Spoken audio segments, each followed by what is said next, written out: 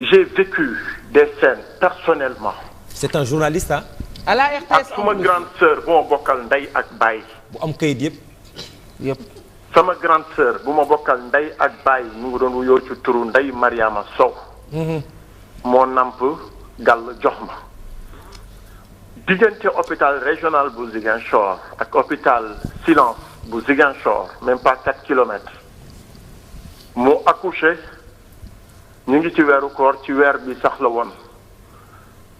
bi mu accouché Pape Sidi défaut de prise en charge médicale. Oxygène ci la faatoo. doomam mu nekkoon sama loxo màggee sama loxo ba ni mu toll ma mayee ko mu sëy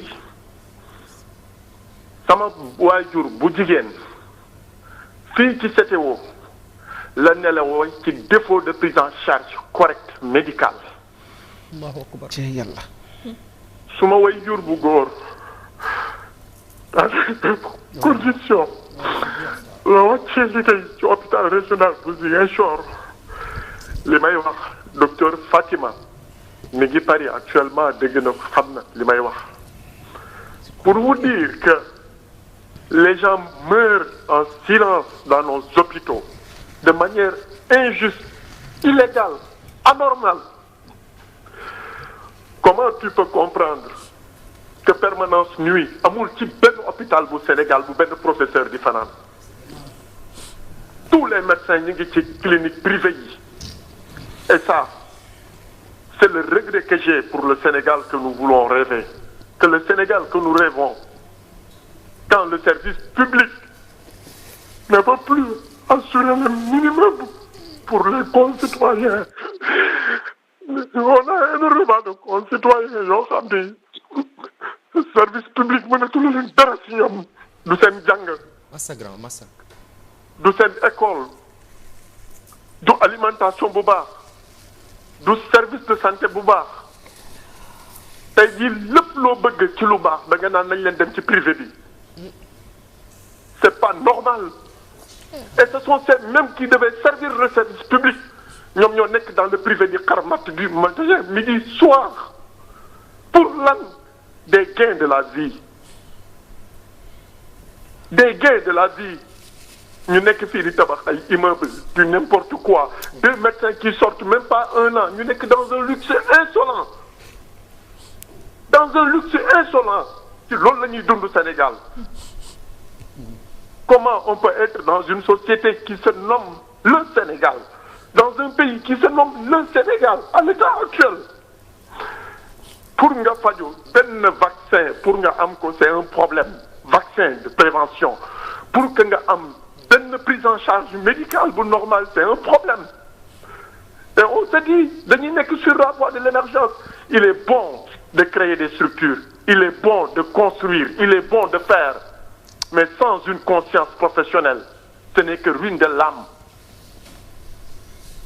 Il ne faut pas que ñu ragal wax dëgg dëgg mooy mujj. Il faut qu'on assure le strict minimum dans les bas-fonds du Sénégal. Demal à Sédhiou, demal à Kolda où il n'y a pas un seul gynécologue. ngeen bëgg nit ñi duñu dee foofu dinañu dee tant qu'on continue à penser que le luxe c'est Dakar. Tant qu'on continue à faire croire que c'est Dakar la vie, tant qu'on continue à investir à Dakar au détriment des régions, lii la ñuy jël. Il faut qu'on repense notre système. Suñu hôpitaux yi boo demee ce qui est le plus élémentaire mooy le service d'accueil nga yegg si ñu ne la dal ak jàmm fan nga bëgg a dem. demal ci hôpitaux yi ma main sur le très saint Coran ci weeru koor la ñu ne yàlla bu ma fanaan tu n'as même pas un interlocuteur fiable nga jógee fa dem dans nos urgences c'est des mouroirs qu'on est en train de créer en longueur de journée. Pas Sylvie, il faut qu'on repense notre système. Il faut qu'on repense notre système de santé. Il faut qu'on repense et que l'homme ñu xam ni que ni le Sénégal c'est pas les 4 coins de la ville de Dakar fii nii tey c'est devenu infernal on apprend des leçons mais on les récite mal notre système de démocratie dafa war a am tey jii une démocratie territoriale et équitable amul pour nga am tey benn bëñ bu lay métti da ngay jógee dañee Touba ba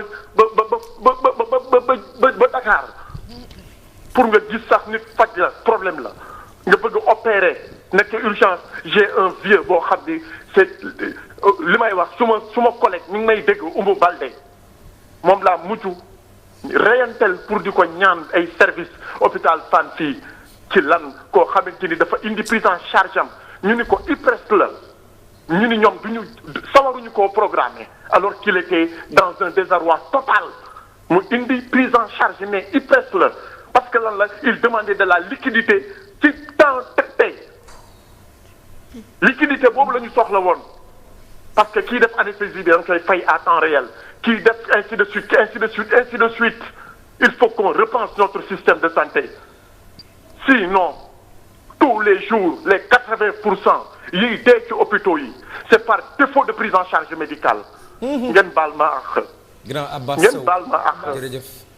parce que c'est difficile ñu bëri dañuy toog on n'a pas tous les moyens d'embarquer à bord des hélicoptères wala des avions ñun fii la ñu am suñu premier centre de solution ça doit être le Sénégal suñu premier centre de solution alimentaire ça doit être le Sénégal